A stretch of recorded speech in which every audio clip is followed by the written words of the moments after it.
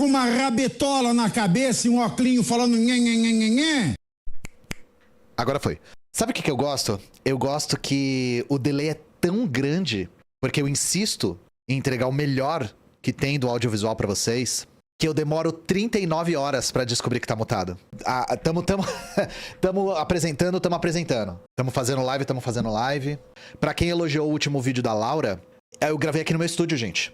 Gravei no meu estúdio. Então, pra vocês verem como esse tipo de coisa faz diferença.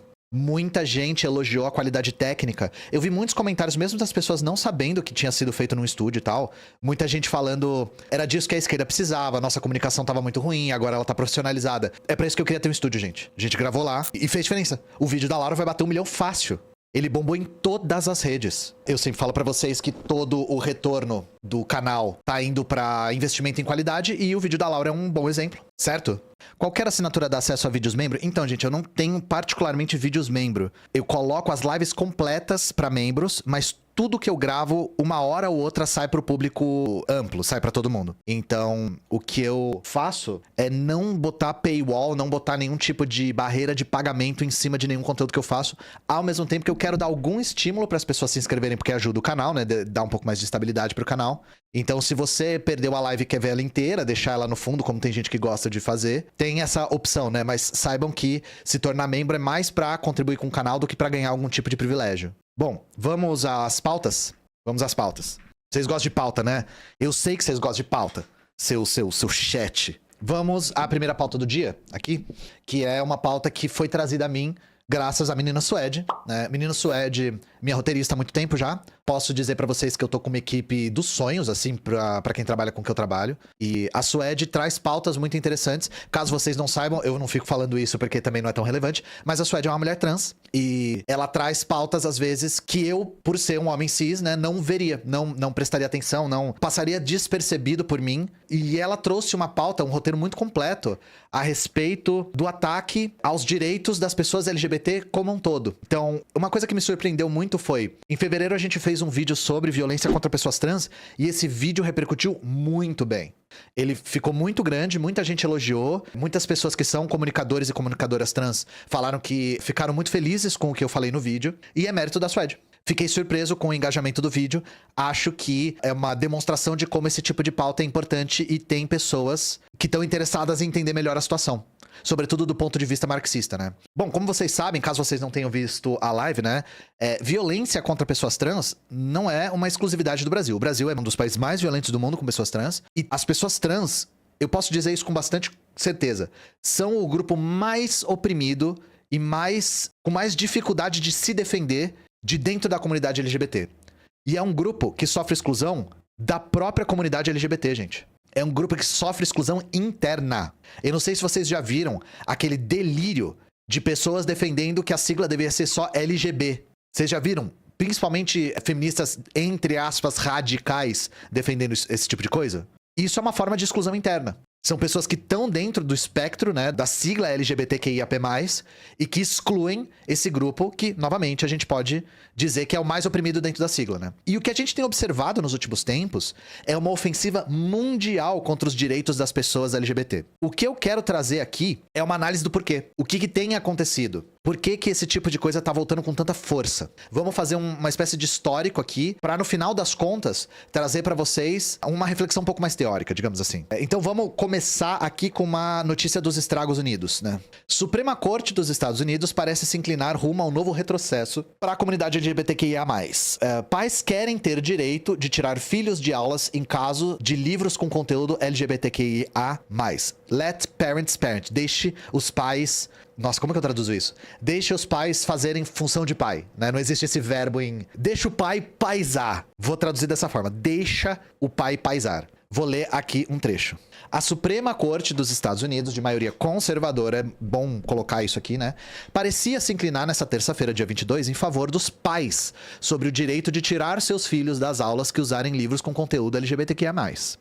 O tribunal analisa uma apelação apresentada por pais contra um distrito escolar público de Maryland, onde foram introduzidos no currículo de alunos da pré-escola e do ensino fundamental, em 2022, livros destinados a combater o preconceito e abordar a homossexualidade e identidade de gênero. Inicialmente, as escolas ofereceram aos pais a opção de tirar os seus filhos dessas aulas, mas em seguida mudaram de opinião por considerarem as exclusões inviáveis devido, por exemplo, à quantidade de crianças ausentes. Os pais alegam que as opções de currículos inclusivos violam suas crenças cristãs e muçulmanas e os direitos da primeira emenda da Constituição. Em outros casos, a justiça concluiu que expor os estudantes a ideias contrárias à sua religião não constitui coerção, mas na audiência dessa terça-feira, dia 22, a maioria dos juízes pareceu estar do lado dos pais. Vamos lá. Vamos tirar algumas coisas do caminho.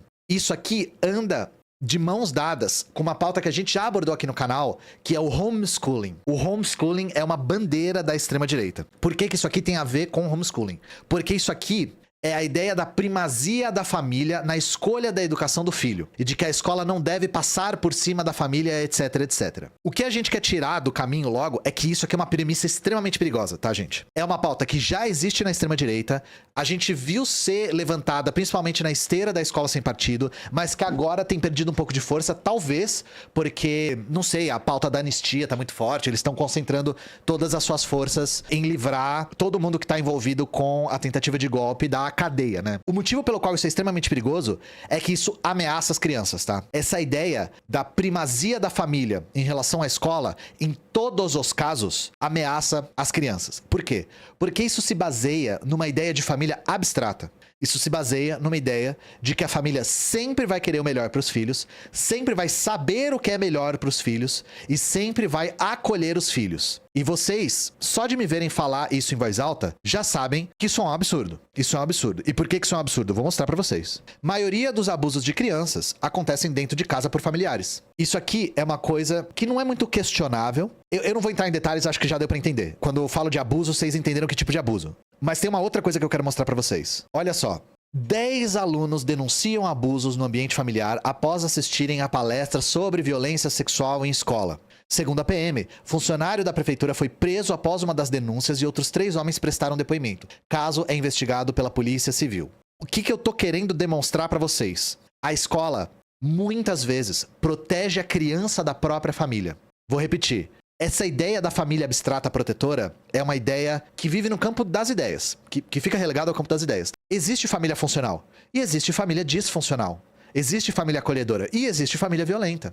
Isso é uma verdade infeliz, mas é uma verdade. O problema de aumentar o poder dos pais sobre a educação dos filhos, sobretudo no contexto do homeschooling, é que isso faz com que crianças e adolescentes fiquem vulneráveis à situação de violência, de maneira que elas não conseguem sair de jeito nenhum. Esse é o primeiro ponto. O segundo é, escola, gente, é muito importante, porque sim, a escola tem a função de ensinar de maneira doxográfica, digamos assim, né? De maneira acadêmica, transmissão do conteúdo acadêmico, sobretudo para o preparo, para o vestibular e para a vida no mercado de trabalho, etc. Tem essa função, tá? Só que a escola tem uma outra função que é tão importante, se não mais importante nesse caso, que é expandir o universo cultural e social da criança e do adolescente. Gente, a gente vive no Brasil. O Brasil é um país extremamente diverso e desigual. Você privar uma criança e um adolescente do convívio com a diferença é você causar um atraso psicossocial nela que ela talvez não recupere nunca mais. Tá entendendo? Os pais muitas vezes têm preconceito, são resistentes à mudança. Os filhos, só expostos a esses preconceitos, reproduzem esses preconceitos. E eu não tô dizendo que escola é garantia de que preconceito seja superado, tá, gente? Escola não é garantia de que preconceito seja superado. Inclusive, muitas pessoas LGBT reportam violência na escola. Só que vocês entendem que quando uma pauta como essa que a gente mostrou aqui, por exemplo, uma pauta como essa aqui, que visa superar esse problema da violência contra pessoas LGBT, contra adolescentes LGBT, por exemplo, na escola. Quando uma pauta dessa surge, ela recebe resistência com o espantalho de ser um ataque à religião das pessoas. Vocês entendem qual que é o problema? Isso aqui expõe as crianças a mais violência ainda. E preconceito tem como uma das maiores... Perdão, vou reformular. Uma das melhores maneiras de combater preconceito é com convivência. Muita gente que tem preconceito contra certos grupos não convive ou sequer conhece um membro desses grupos. Esse tipo de contato com a diversidade é muito valioso para a sociedade como um todo, tá? Não só para criança. Conviver com a diferença é um direito que a gente tem. Então, eu queria tirar isso da sala. A questão de que essa ideia da primazia da educação na casa, ministrada pelos pais, no lugar da escola, é uma coisa que anda de mãos dadas com episódios de profunda violência e abuso de crianças e que a gente não deveria apoiar isso a não ser em casos extremos, tá? Existem exceções para casos de homeschooling, mas são exceções. Vamos lá. O que eu queria mostrar com essa notícia aqui que eu mostrei é que isso faz parte de uma ofensiva mundial contra pessoas LGBT. Primeiro de tudo, os direitos das pessoas LGBT são muito recentes, tá, gente? A gente esquece o quão recentes são. No episódio do Porquê Odiamos Reagan, um dos pontos que eu abordei lá foi a abordagem do governo Reagan sobre a pandemia de AIDS. Então, lá no comecinho da pandemia de AIDS, a doença era rotulada como câncer gay. Eu mostrei evidências disso. O governo Reagan chegou a defender que a doença era uma vingança de Deus contra os gays por terem um comportamento antinatural. Isso foi ontem, isso foi na década de 80. Isso reforça a desumanização de pessoas que já eram estigmatizadas. E caso vocês não saibam, isso é uma coisa que eu deixei a desejar lá no vídeo. As pessoas LGBT foram vanguarda na luta pela pesquisa do tratamento. E por que isso aqui é tão importante? Gente, não é só gente LGBT que tem HIV, tá? A comunidade LGBT ter sido vanguarda nessas pesquisas é benefício pra todo mundo. Mês do Orgulho LGBTI, uma breve história sobre a luta da população LGBTI contra o HIV/AIDS. Vamos lá. Dando continuidade às produções em comemoração ao Mês do Orgulho LGBTI, a diretoria LGBT da UFPE traçou um histórico da luta da comunidade LGBTI contra o HIV/AIDS e a perseguição histórica que a população passou em decorrência do surgimento do vírus. A partir de então, o movimento LGBTI brasileiro, em consonância com as movimentações que a comunidade já estabelecia nos Estados Unidos, iniciaram mais uma luta, dessa vez com a pauta de combate ao preconceito e segregação sofridos pelos ou pelas portadoras do vírus, principalmente porque isso se dava majoritariamente por uma pauta conservadora maior, a higienização social contra a população LGBTI. O Grupo de Apoio e Prevenção à AIDS, a GAPA, e o Grupo pela Vida foram dois dos principais articuladores de políticas a nível estadual durante os anos 80 e início da década de 90. De novo, isso aqui é em benefício de todos. HIV não afeta só pessoas LGBT. Vocês estão entendendo? Então, por conta de um estigma em cima de um estigma, o movimento LGBT se levantou no mundo todo para conscientizar as pessoas sobre o vírus, para defender um tratamento adequado e humanizado. E pessoas LGBT sempre existiram. O que eu falei é que os direitos são recentes. A questão é que as pessoas só eram invisibilizadas. E não só elas existiam, como tinham força para organizar um movimento internacional, que foi bem sucedido nesse caso aqui. Dos anos 80 para cá, que a força do movimento LGBT cresceu muito, isso garantiu uma série de conquistas. E não pensem que essas conquistas foram dadas de mão beijada, tá, gente? A luta sempre precede a conquista. Uma das grandes conquistas foi essa aqui. Há 30 anos, a OMS retirava a homossexualidade da lista de doenças. Todas as vezes, gente, que falam sobre como a União Soviética tratava a homossexualidade como doença, a gente tem que lembrar que, infelizmente, isso era consenso. Era consenso científico na OMS. E esse consenso só caiu na década de 90. Vocês entendem a gravidade da situação? E o que faz com que isso seja questionado? Organização e luta dessas pessoas. Foi isso que garantiu isso. Foi isso que garantiu esse reconhecimento. Em outro movimento mais recente, a gente está vendo os países começarem a garantir o casamento entre pessoas do mesmo gênero. Que eu sei que mesmo na comunidade LGBT é uma pauta controversa, mas a gente não pode deixar de ver como uma coisa que boa parte da comunidade luta para adquirir, luta para conquistar. E conquistou. Por exemplo, nos Estados Unidos, esse direito tem 10 anos só. É uma luta recente. Também nos Estados Unidos, outro direito que está sendo progressivamente conquistado, né? A adoção por casais homossexuais já é possível em cerca de 20 países. Também isso é bem recente, bem recente. No Brasil, o casamento foi legalizado em 2013 e em 2015 foi legalizada a adoção. Inclusive, o Brasil conseguiu uma conquista bastante interessante em 2019, que foi a criminalização da homofobia. Vamos ser mais específico, né? A criminalização da LGBTfobia. Que, assim, é uma coisa que só revolta o bolsonarismo e o PCO. Mas é uma grande conquista. Agora, não se enganem, gente. Só porque as coisas estão na letra fria da lei, só porque elas existem garantidas pela lei, não significa que elas aconteçam. Não pensem que isso acabou com os preconceitos. Os pais sofrem muito preconceito na hora de adotar. As crianças sofrem muito bullying por terem duas mães ou dois pais. E isso aqui não é achismo, tá? Casais homoafetivos ainda enfrentam preconceitos para adotar crianças. Abre aspas. No Dia Internacional de Combate à LGBTfobia, a Agência Brasil conversou com pessoas que ainda enfrentam preconceitos ao tentar adotar filhos por conta de orientação sexual. De acordo com o sistema, 21.292 crianças e adolescentes foram adotados desde 2019. Dessas adoções, 1.353 foram feitas por casais homoafetivos, ou seja, 6,35% do total. O número vem crescendo a cada ano e passou de 143 adoções em 2019 para 401 em 2023. Não existem entraves legais para que casais homoafetivos adotem crianças. O Supremo Tribunal Federal reconheceu uniões estáveis do tipo em 2011. 2011, readata, desculpa. E a nova decisão em 2015 reforçou esse direito à adoção. O processo é o mesmo para todos: reunir documentos, entrevistas com psicólogos e assistentes sociais e visitas a abrigos, até que um juiz dê a aprovação. Ou seja, hoje o problema é essencialmente social, de mentalidade de algumas pessoas. A única diferença é que as pessoas de casais homoafetivos são mais recusadas. É só isso. E o grande problema disso é: crianças estão tendo seu direito por uma família negado por conta de LGBTfobia.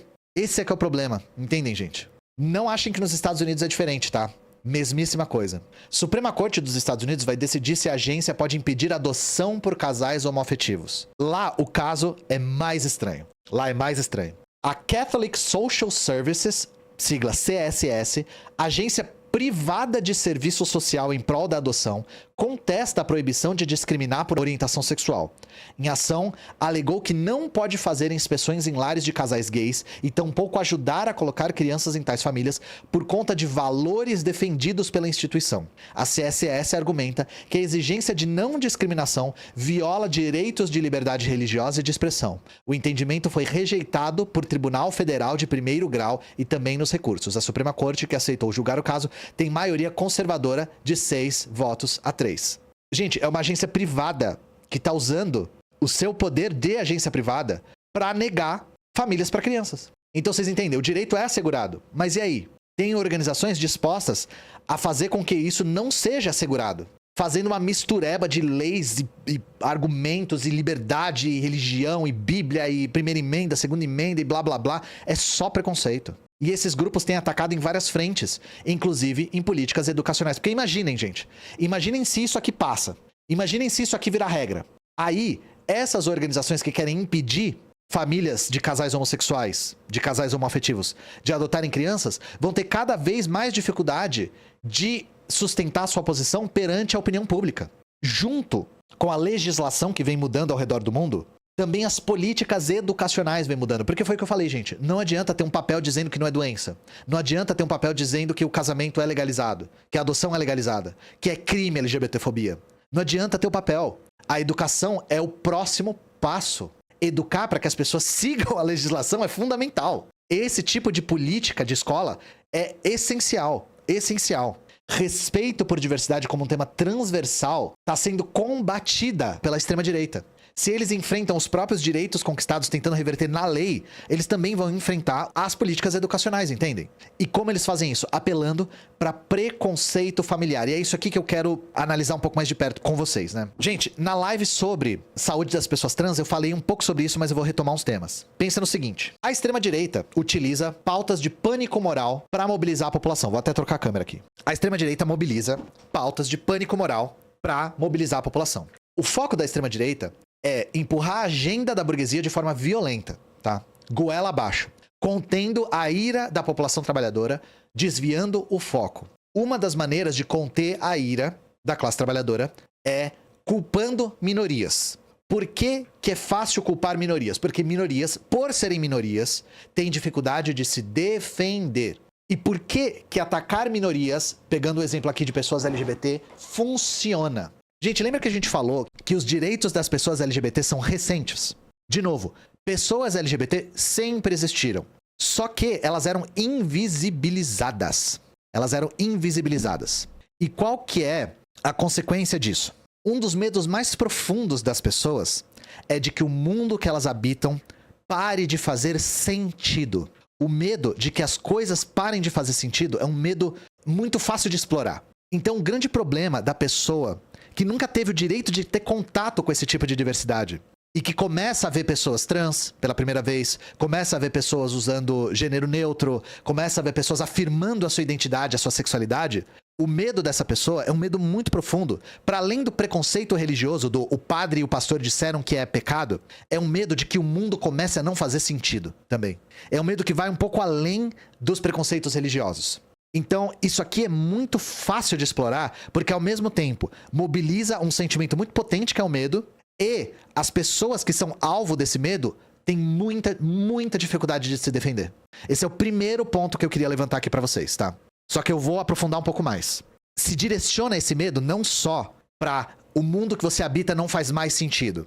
Isso é elevado a uma potência muito perversa, que é associar pessoas LGBT e adoção de casais LGBT à pedofilia e à exploração sexual de crianças. O Bolsonaro já falou isso em voz alta. O Bolsonaro disse: casais homoafetivos, eu não lembro que termo que ele usou, mas casais homoafetivos que adotam crianças é pra fazer com que as crianças sejam gays pra satisfazê-los sexualmente no futuro. O Bolsonaro já falou isso, eu não estou conspirando. E isso transforma medo em pânico moral. Porque ninguém é a favor de pedofilia, gente. Então isso é uma maneira de impedir o avanço da pauta LGBT, criando um medo que não tem fundamento. Isso tá avançando no mundo todo junto com o avanço do fascismo. Porque o fascismo novamente vai pegar essas pautas de pânico moral, porque o fascismo não tem nada para oferecer para a classe trabalhadora. Então, ele manipula o medo. E a gente vê isso acontecendo em todos os países que têm, digamos assim, governos de orientação fascista. É Bolsonaro, é Trump, mas não só. Deixa eu mostrar para vocês aqui. Parlamento da Hungria aprova a proibição de eventos LGBT no país. Inclusive, o Bolsonaro já chamou o presidente da Hungria de irmão. Porque se afina em tudo que ele pensa, né? Inside Poland's LGBT Free Zones, né? Dentro das zonas livres de LGBT da Polônia. Outro país que o Bolsonaro visitou e admira muito. Aqui traduzido. Na Polônia, dezenas de pequenas cidades se declaram livres da ideologia LGBT. A hostilidade dos políticos aos direitos dos homossexuais tornou-se um ponto crítico, colocando a direita religiosa contra os poloneses mais liberais. E os gays que vivem nessas áreas enfrentam uma escolha: imigrar, manter a cabeça baixa ou revidar. Mais uma aqui. Pessoas trans denunciam constantes ataques em El Salvador. Vocês estão percebendo um padrão aqui, gente? Polônia, Hungria, Estados Unidos, El Salvador. Todos países que as mesmas pessoas que defendem Israel defendem, né? E quantas vezes vocês já viram esses defensores de Israel dizerem que defendem Israel porque lá as pessoas têm a liberdade de serem gays e na Palestina não? Me parece um pouco contraditório isso aqui, né? Parece até que essas pessoas não estão nem aí para os direitos das pessoas LGBT, mas estão querendo instrumentalizar isso para defender um regime de apartheid e colonização. Me parece isso. Então, lembra que eu falei? Eu falei toda a parte da mobilização do medo, dos medos mais profundos que as pessoas têm, da associação falsa com pedofilia, mas vamos fazer uma análise mais marxista aqui, uma análise mais materialista. Eu expliquei isso lá no vídeo sobre saúde trans, mas vou explicar de novo, que isso aqui é importante. O que isso tem a ver com o capitalismo? O que o ataque a pessoas LGBT tem a ver com o capitalismo? O sistema capitalista se apropria do machismo. O machismo não é... Por que eu tô falando de se apropria, né? Porque o machismo existia antes do capitalismo. Mas o capitalismo se apropria para garantir a reprodução social. Dentro do capitalismo, a mulher é entendida como propriedade privada do homem, uma vez do pai e depois do marido. Ela é relegada a papel de dona de casa e de mãe, mesmo quando ela trabalha, e ela é um meio de produção. Produção de quê? Produção de mais trabalhadores. Beleza? Vocês acham que eu tô chapando, que eu tô conspirando? Vocês já ouviram pessoas que são contra direitos de pessoas LGBT, ou principalmente contra o casamento, dizendo que são contra porque 2 homens não fazem filho, 2 mulheres não fazem filho? Acabou a bateria da minha luz. Ora, qual que é o problema de não fazer filho? Não fazer filho, e faz, tá? Eu não tô nem entrando nesse mérito, mas não fazer filho quebra a lógica de reprodução do exército industrial de reserva do capitalismo. Sobretudo num mundo que tem uma queda da taxa de natalidade. Vamos fazer um remember de gente falando isso? Esse aqui é para os meus 30 a mais aqui. A galera mais jovem não vai lembrar disso aqui. Temos aqui Levi Fidelix, que felizmente escorregou o tobogã pro colo do capeta recentemente, falando com a Luciana Genro. Por que as pessoas que defendem tanto a família se recusam a reconhecer como família um casal do mesmo sexo? Jogo pesado aí agora, hein? Nessa aí você jamais deveria entrar. Economia, tudo bem. Olha, minha filha, tenho 62 anos. Pelo que eu vi na vida, 2 iguais não fazem filho. E digo mais, desculpe, mas aparelho excretor não reproduz. É feio dizer isso. Mas não podemos jamais, gente, eu que sou um pai de família, um avô, deixar que tenhamos esses que aí estão achacando a gente no dia a dia, querendo escorar essa minoria, a maioria do povo brasileiro. Ora, chat, do meu coração. Senhor Levi Fidelix, que papai do chão tenha, não falou só algo feio. Ele falou algo burro. Ele falou algo errado. E isso é uma das coisas que vocês vão ver em todo lugar. Todas as vezes que a extrema-direita apela para biologia para falar sobre direitos de pessoas LGBT, ela fala coisas burras. Sabe por quê, chat?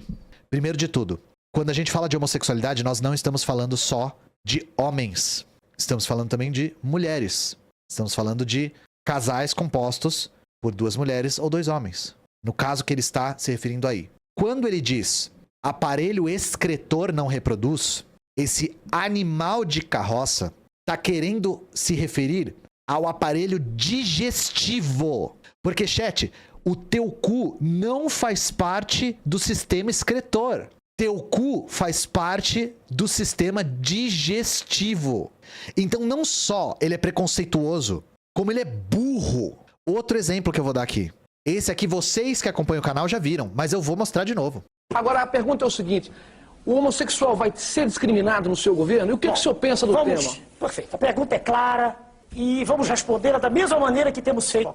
Bem devagar. O homossexual, sem dúvida, pertence a um grupo, veja o senhor, que se generalizasse, representaria a extinção da espécie. 2 homossexuais... Isso o senhor fala com base em estudos do senhor? Meu Deus, os dois homossexuais têm espermatozoides, não têm óvulos. É impossível ver reprodução, por favor.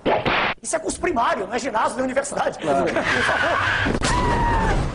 Por favor. Tudo bem, não. tudo bem. É óbvio, né, doutor? Não, mas ele está perguntando. Não, tudo bem, tudo bem. Eu me equivoquei na pergunta.